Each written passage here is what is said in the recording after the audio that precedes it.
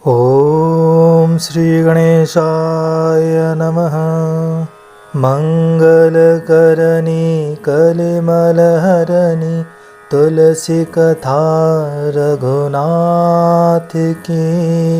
गति कुर कविता सरित की जो सरित पावन पाथ की। भवंग भूति मसान की सुमिरत सुहावनी पावनी। तुलसीदास कहउछंती श्री रघुनाथଙ୍କ चरित हेउछि कल्याणकारी तथा कलिजुगर पापनाशिनी। मोर एही असुंदर कविता रूपी नदी रे प्रवाह पुण्यतया गंगार प्रवाह परि प्रभु श्री रघुनाथଙ୍କ सुजसर संग लाभ करी एही कविता सुंदर हेबा सहित सज्जन मानक मन को रुचिकर बोध हुए।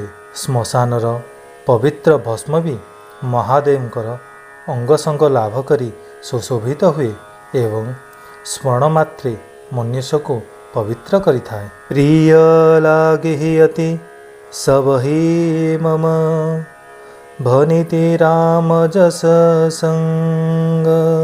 दारो विचारो की करई कोई बंदिय मलय प्रसंग।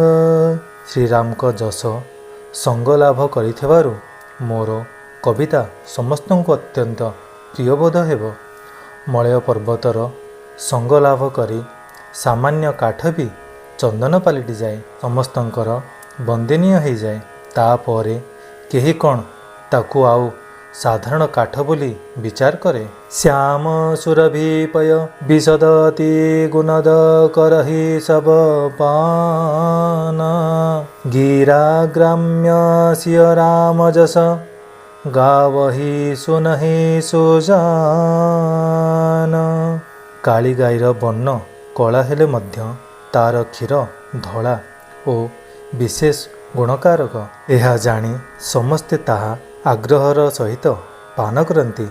ठीक सेहीपरि ग्राम्य भाषा रे रचित होइथिले मध्य श्री सीतारामकर जसगाथा को बुद्धिमान लोके आग्रहर सहित गान और श्रवण करती। मणि मानिक मुकुता छवि जैसे अहिगिरी गज शिर सोहन तैसे।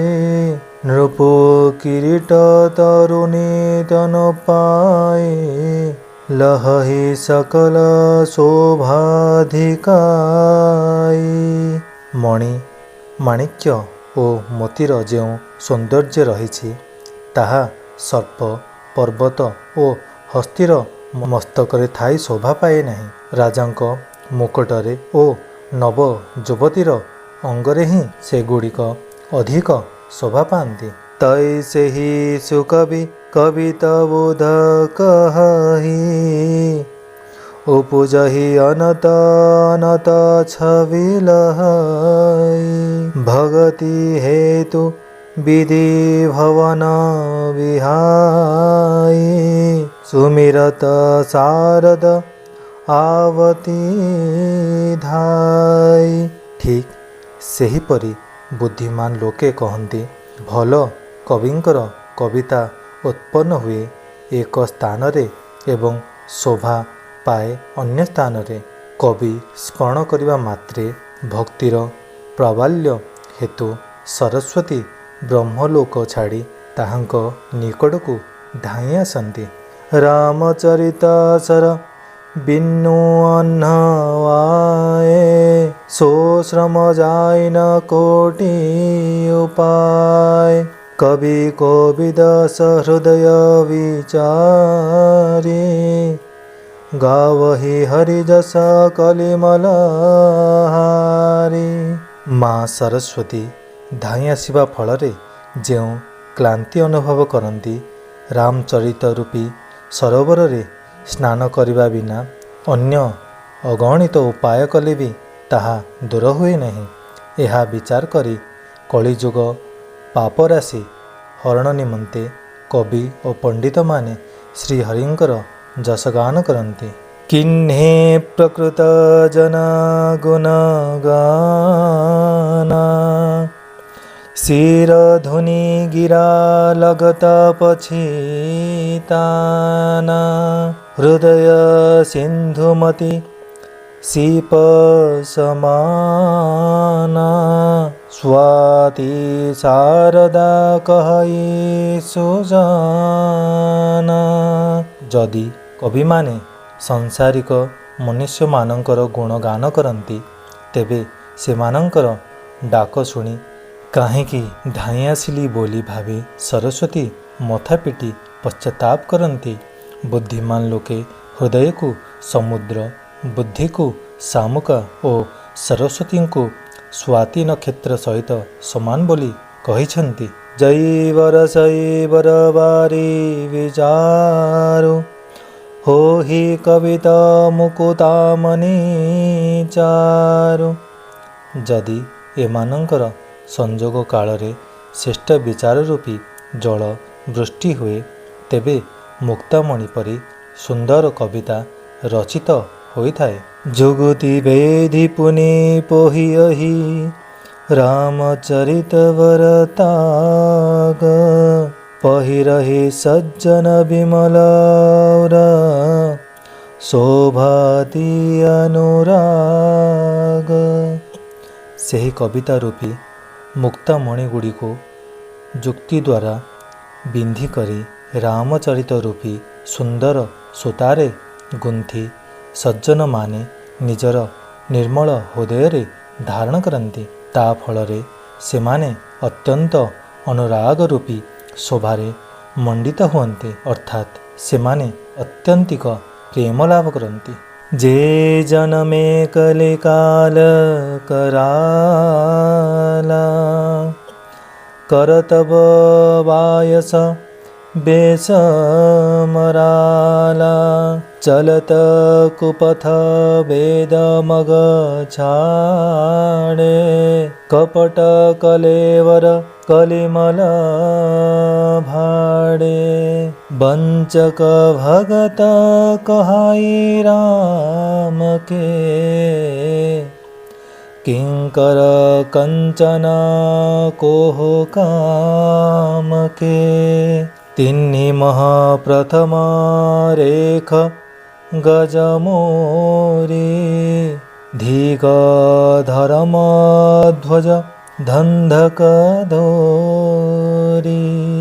जो माने कराल कलिकाल जन्म होइछन्ति कुआपरी काम करी हंसपरी बेश धरिछन्ति वेद मार्ग छाड़ी कुमार्गरे चलीछन्ति। जो माने कपटर प्रतिमूर्ति ओ कलिजुगर पाप भाण्ड अटंती। जो माने निजको श्रीरामकर भक्त बोलाई लोकंकु ठकंती। जो माने धन काम ओ क्रोधर दास संसारर ସେହି ଲୋକମାନଙ୍କ ମଧ୍ୟରେ ମୁଁ ହେଉଛି ଅଗ୍ରଗଣ୍ୟ। ଏଠାରେ କବି ନିଜର ଦୈନ୍ୟ ପ୍ରକାଶ କରିଛନ୍ତି। ଜୟ अपने अवगुण सब कहु बाढ़ई कथा पार नहीं लहु ताते मई अति अल्प बखाने थोरे मोह जाने हहि सयाने। ମୁଁ ଯଦି ମୋର ଅବଗୁଣ ସବୁ ଏହିପରି କହି ଚାଲିବି ତେବେ କଥା ବହୁତ ବଢ଼ିଯିବ ଆଉ ସରିବ ନାହିଁ। ତେଣୁ ମୁଁ ମୋର ଖୁବ୍ କମ୍ ଅବଗୁଣ ବର୍ଣ୍ଣନା କରୁଅଛି। ସେହି ଅଳ୍ପ କରୁ ବୁଦ୍ଧିମାନ ଲୋକେ ସବୁ କଥା ବୁଝିପାରିବେ। ସମୁଝି ବିବିଧି ବିଧି ବିନତି ମୋରେ କୌନ କଥା ଶୁଣି देहि खोरी एते हो पर करे आही जे आशंका मोहिते अधिक ते जड़ मतिरंका। मोर विभिन्न विनतिर मर्म उपलब्ध कले केही भी यही रामचरित शुणी ମୋତେ ଦୋଷ ଦେବେ ନାହିଁ। ଏହା ସତ୍ତ୍ୱେ ଯେଉଁମାନେ ସନ୍ଦେହ କରିବେ ସେମାନେ ତ ମୋ ଠାରୁ ବି ଅଧିକ ମୂର୍ଖ ଓ ବୁଦ୍ଧି କାଙ୍ଗାଳ ହୋଇଥିବେ ଓ ଅଳ୍ପ ବୁଦ୍ଧି ହୋଇଥିବେ। କବି ନ ହୋ ନାହିଁ ଚତୁର କହାୱାଓ, ମତି ଅନୁରୂପ ରାମ ଗୁଣ ଗାओ। कह रघुपति के चरित पारा, कह मति मोरी निरत संसारा। ମୁଁ କବି ନୁହେଁ କି ମୁଁ ଚତୁର ନୁହେଁ, ମୁଁ ତ କେବଳ ନିଜ ବୁଦ୍ଧି ଅନୁସାରେ ଶ୍ରୀରାମଙ୍କ ଗୁଣ ଗାଉଅଛି। କାହିଁ ଶ୍ରୀ ରଘୁନାଥଙ୍କ ଅପାର ଚରିତ, କାହିଁ ମୋ ଭଳି ସଂସାରସକ୍ତ ସାମାନ୍ୟ ମନୁଷ୍ୟର ବୁଦ୍ଧି। ଯେହି ମାରୁତ ଗିରି ମୋରୁଡ଼ାହି, କହୁ ତୁଲ କେହି ଲେଖେ ମାହି। ସମୁଝତ ଅମିତ ରାମ ପ୍ରଭୁତାଇ, କରତ କଥା ମନ ଅତି କଦରାଇ। ଯେଉଁ ପ୍ରଚଣ୍ଡ ପବନରେ ମେରୁ ପର୍ବତ ବି ଉଡ଼ିଯାଏ, ତା ଆଗରେ କୁହନ୍ତୁ ତ ସାମାନ୍ୟ ତୁଳା ବା ଯେକୌଣସି ଗଣା ଶ୍ରୀରାମଙ୍କ ପ୍ରଭୁତ୍ୱ ଅସୀମ ବୋଲି ଜାଣି ଏହି କଥା ରଚନା କରିବାକୁ ମୋର ସାହସ ପାଉନାହିଁ। ଶାରଦ ଶେଷ ମହେଶ ବିଧି, ଆଗମ ନିଗମ ପୁରାଣ। ନେତି ନେତି କହି ଯାସୋ ଗୁଣ, କରହି ନିରନ୍ତର ଗାନ। ସରସ୍ୱତୀ, ଶେଷଦେବ, ଶିବ, ବ୍ରହ୍ମା, ଶାସ୍ତ୍ର, ବେଦ ତଥା ପୁରାଣ ଏ ସମସ୍ତେ ନୀତି ନୀତି କହି ସର୍ବଦା ପ୍ରଭୁଙ୍କର ଗୁଣଗାନ କରିଛନ୍ତି। ସବ ଜାନତ ପ୍ରଭୁ ପ୍ରଭୁ ତା ସୋଇ, ତଦପି କହେ ବିନୁ ରାହନ କୋଇ। ତାହା ବେଦ ସକାରଣ ରାଖା, ଭଜନ ପ୍ରଭାବ ଭାତି ବହୁ ଭାଷା। ପ୍ରଭୁ ଶ୍ରୀରାମଙ୍କ ମହିମା ଏପରି ଅବର୍ଣ୍ଣନୀୟ ବୋଲି ସମସ୍ତେ ଜାଣନ୍ତି, ତଥାପି କେହି ନ କହି ରହିନାହାନ୍ତି। ଏହାର କାରଣ ଦର୍ଶାଇ ବେଦ କହନ୍ତି ଯେ ଭଜନର ବହୁବିଧ ପ୍ରଭାବ ରହିଛି, ଅର୍ଥାତ୍ ଭଗବାନଙ୍କ ମହିମାର ପୂର୍ଣ୍ଣ ବର୍ଣ୍ଣନା କେହି ବି କରିପାରିବେ ନାହିଁ।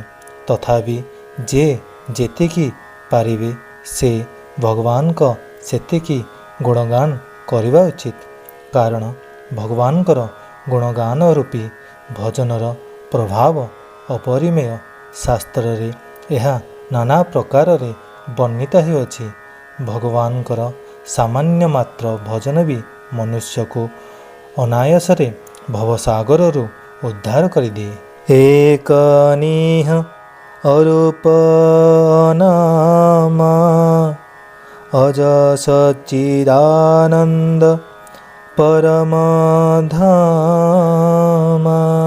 ବ୍ୟାପକ ବିଶ୍ୱରୂପ ଭଗବାନ, ତେହି ଧରି ଦେହ ଚରିତ କୃତ ନାନା। ଯେଉଁ ପରମେଶ୍ୱର ଅଦ୍ୱିତୀୟ, ଯାହାଙ୍କର ଯେକୌଣସି ଇଚ୍ଛା ନାହିଁ, ଯେ ଅରୂପ, ଅନାମ, ଅଜନ୍ମା, ସଚ୍ଚିଦାନନ୍ଦ ଓ ପରମଧାମ, ଯେ ସର୍ବତ୍ର ବ୍ୟାପ ରହିଛନ୍ତି ଓ ଯେ ବିଶ୍ୱରୂପ, ସେହି ଭଗବାନ ଦିବ୍ୟ ଶରୀର ଧାରଣ କରି ନାନା ପ୍ରକାରର ଲୀଳା କରିଛନ୍ତି। ସୋ କେବଳ ଭଗତନ ହିତ ଲାଗି, ପରମ କୃପାଲ ପ୍ରଣତ ଅନୁରାଗୀ।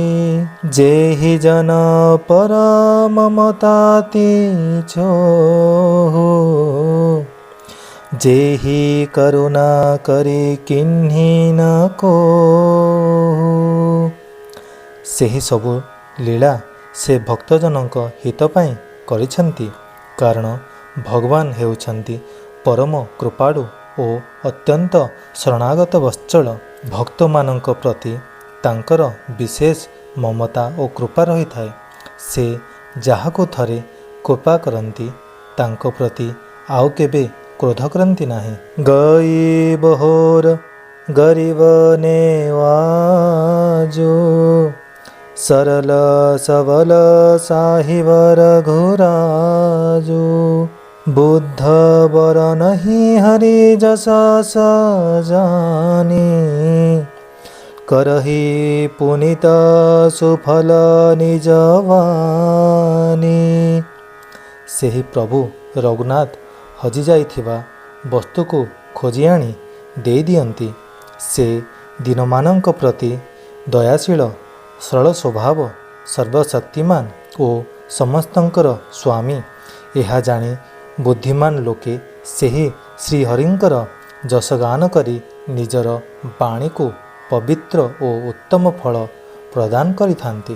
ତେହି ବଲମୟ ରଘୁପତି ଗୁଣ ଗାଥା କହି ହଉ ନାଇ ରାମ ପଦ ମାଥା ମୁନିନି ପ୍ରଥମ ହରି କିରତି ଗାଇ तेहि मग चलत सोगम मोहि भाई। ସେହି ବଳରେ ମୁଁ ଶ୍ରୀରାମଙ୍କ ଚରଣରେ ନତମସ୍ତକ ହୋଇ ଶ୍ରୀ ରଘୁନାଥଙ୍କ ଗୁଣଗାଥା ଗାଇବି। ଏହି ବିଚାର ଧରି ବାଲ୍ମୀକି, ବ୍ୟାସ ଆଦି ମୁନିଗଣ ପୂର୍ବ ଶ୍ରୀହରିଙ୍କ କୀର୍ତ୍ତିଗାନ କରିଛନ୍ତି। ତେଣୁ ସେମାନଙ୍କର ମାର୍ଗ ଧରି ଚାଲିବା ମୋ ପକ୍ଷେ ସୁଗମ ହେବ। ଅତି ଅପାର ଯେ ସରିତବର ଯୌ ନୃପ ସେତୁ କରାହି ଚଢ଼ି ପିପିଲି କୌ ପରମ ଲଘୁ ବିନୁ ଶ୍ରମ ପାରହି ଯାହି। ନଦୀ ଯେତେ ବିରାଟ ହୋଇଥାଉ ନା କାହିଁକି, ଯଦି ରାଜା ତା ଉପରେ ପୋଲ ବାନ୍ଧି ଦେବେ ତେବେ ସାମାନ୍ୟ ପିମ୍ପୁଡ଼ି ମଧ୍ୟ ସେହି ପୋଲ ଚଢ଼ି ବିନା ପରିଶ୍ରମରେ ନଦୀ ପାର ହୋଇଯିବ। ଠିକ୍ ସେହିପରି ମୁନିମାନଙ୍କର ବର୍ଣ୍ଣନାକୁ ଆଧାର କରି ମୁଁ ମଧ୍ୟ ସହଜରେ ଶ୍ରୀରାମଙ୍କ ଚରିତ ବର୍ଣ୍ଣନା କରିପାରିବି।